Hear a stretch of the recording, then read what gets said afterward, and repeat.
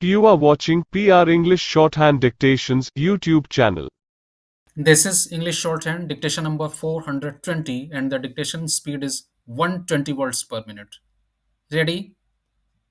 Start.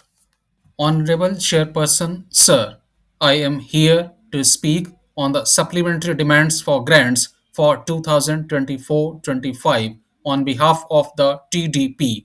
I have seen that the actual cash outflow of 44,000 crore rupees is less than 1% of the overall budget. By any count, I would say that this is good planning. Leading an organization myself, I have often found that in the middle of the year we deviate more than 1%.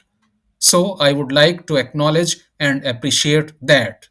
In regard to some points spoken by the opposition in terms of the growth on inflation and on the manufacturing sector, I think there seems to be a rhetoric a lot more than a call for action.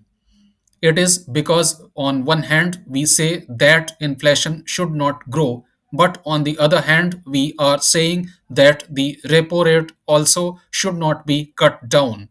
I would request the government to cut down the repo rate to kickstart the manufacturing sector and increase its growth, which would overall lead to the growth of the Indian economy. It is much needed, and I would definitely ask for that. In this batch of supplementary demands for grants, I would like to speak about some specific points, in particular for the Ministry of Steel. I would like to acknowledge and thank the Finance Minister and the Prime Minister for allocating 1000 crore rupees of funds to revive the RINL steel plant. I am very happy to state that from the verge of almost being shut down with only one furnace running, now there are two furnaces running at more than 100% rated capacity over the last 2 months. With the continued support of the government, I am sure that all three furnaces will be running and we will be able to take care of the salaries of all the staff members.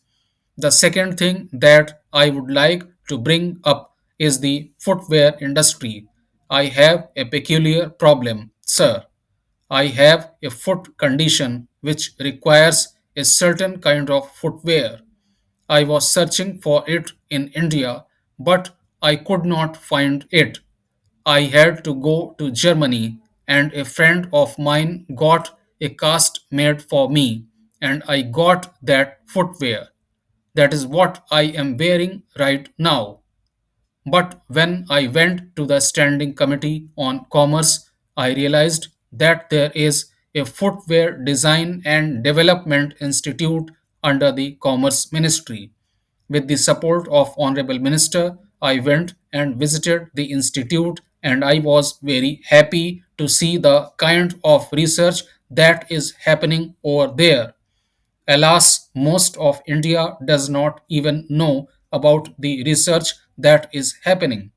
So, I request the finance minister to consider this footwear industry and the Footwear Design and Development Institute to really proliferate its activities to the entire nation because the footwear industry is not very concentrated today. It is quite disorganized. The other thing I would request is to separate it from the leather industry because not all footwear is leather now. All different kinds of materials are coming into it. The next point is about urban planning. When we think of big cities in India, a lot of people remember traffic. When we talk about Delhi, people think of pollution. When we talk about Mumbai, people think of high cost of living.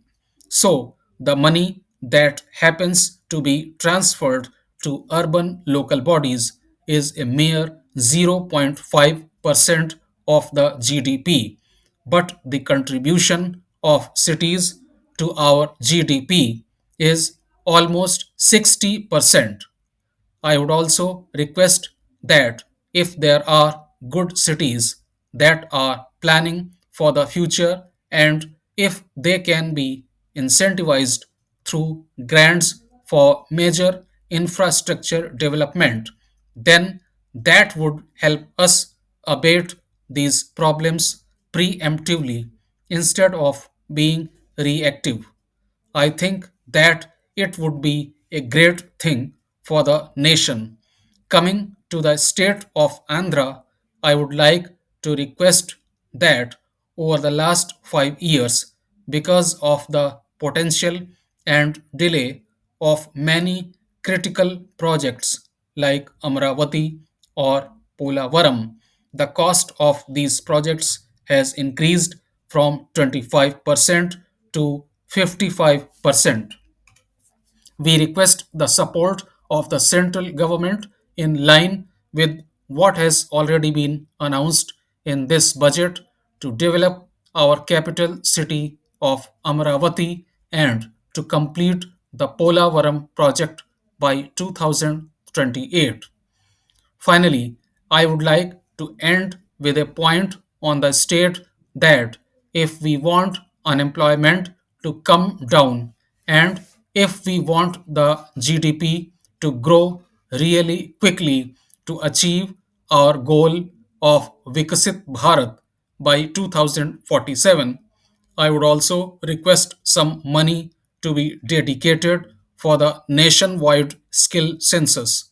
If we can bridge the gap between what the industry needs and what is the available workforce and start bridging the gap through skill development and education, then I think that this demographic dividend that exists will become a huge dividend for the nation and help not just the state of Andhra Pradesh prosper, but all the states of India prosper.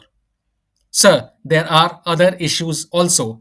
In the case of Global City, which falls under the National Industrial Corridor Development Program, the Global City project in Kochi, spanning 358 acres, aims to create 28.32 million square feet of infrastructure under the Kochi Bengaluru Industrial Corridor. Kerala has already approved 840 crore rupees for land acquisition, and a market demand assessment report confirms the project's viability. But the delay in final approval is stalling this initiative, which promises economic growth and next generation industrial hubs.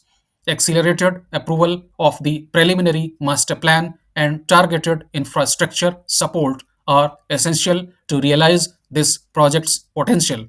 These are very vital issues concerning Kerala and also the whole of the nation, but the government of India is treating Kerala in a stepmotherly fashion.